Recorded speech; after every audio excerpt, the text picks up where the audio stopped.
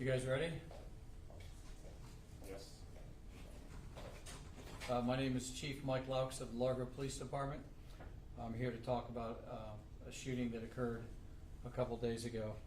Just after midnight this past Monday, April 1st, the Largo Police Department, Pinellas Park Police Department, and the Pinellas County Sheriff's Office began receiving phone calls in reference to a shooting in the area of the Charleston on 66 apartment complex, which is located at 12700 66th Street North.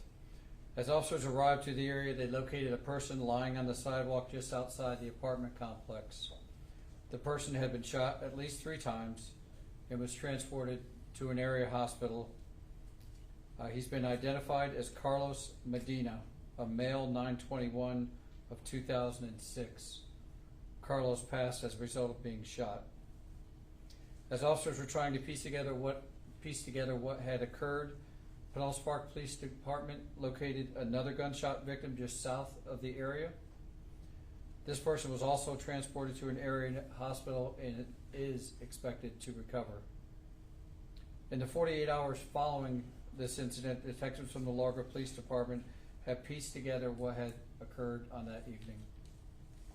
In the early hours of Monday, April 1st, 2024, the second victim was hanging out with a group of juveniles and traveling between the Charleston on 66 apartment complex and the Sky Zone trampoline park, which is located at 13000 66th Street North. Within this group of juveniles was a female named Thalia Medina. She's a female, date of birth 8/11 of 2008.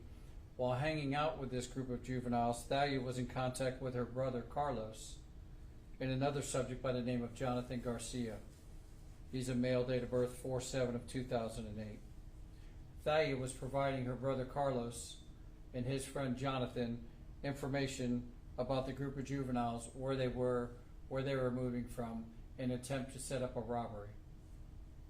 The goal was for Carlos and Jonathan to rob the juvenile of a firearm that he was carrying.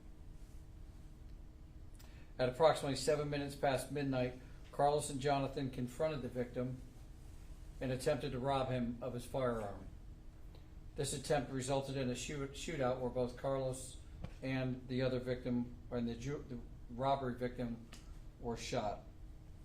Carlos fell to the sidewalk at the location of the robbery, and the other juvenile fled south, which is where Pinellas Park Police Department ultimately located him. As a result of the investigation, and within 48 hours of the initial shooting, as I said, the detectives were able to piece this puzzle together and make the appropriate charges in concert with the state attorney's office. For her role in setting up the robbery and getting her brother involved, Thalia Medina is being charged with felony murder in the 2nd degree.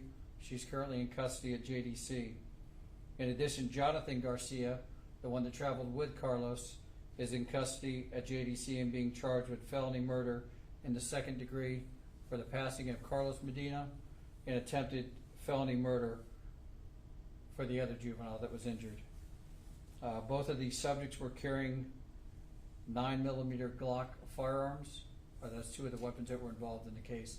If you guys have any other questions, I can answer whatever I can. Understanding, of course, it's still an active investigation. We still have a lot of ends to kind of tie up with it. How old was the victim? The victim was a juvenile. You can't give us his age. Approximately 16. I have some of the investigators here. If I could, I'll refer to them if I don't know the answer, or ask them to come up. All right. Were the guns stolen? We're still looking into whether or not the guns were stolen, so that's still part of the investigation. Did the juvenile legally own the gun, or? They were all juveniles, and being out and about at 12 o'clock at night in possession of a firearm under 21, no, it's not legal. Were they registered to the parents or anything? As far as where they're registered, whether they're stolen or not, again, that's all part of what they're still going on. The immediate concern for the detectives was to find out, again, what was the cause of the shooting, who the bad guy was in the shooting, and to make sure the community was safe. They've done that, and now this is the part of the investigation where they'll start tying all those loose ends up and making sure it all fits together neatly. Chief, where the shooting was, were other people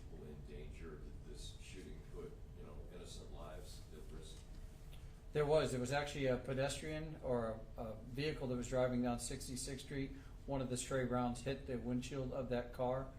They were uninjured, but they did go to the hospital because they had a panic attack because a bullet flew into their windshield. It didn't go through the windshield, it just scared them.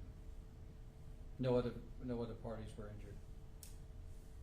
Can you speak to the recklessness of these juveniles using firearms? The recklessness of the whole thing, when you consider the fact that it's, after midnight, you have a group of juveniles that are, under 18 years of age, traveling in between the Sky Zone and the apartment complex where they didn't live, carrying firearms, carrying on. Certainly that's a concern for the community, let alone the fact that they had the firearms in the first place. Was the Sky Zone open? Or they were just in the parking lot? Just I don't know if it was open or not. No. They were just in the parking lot of the Sky Zone.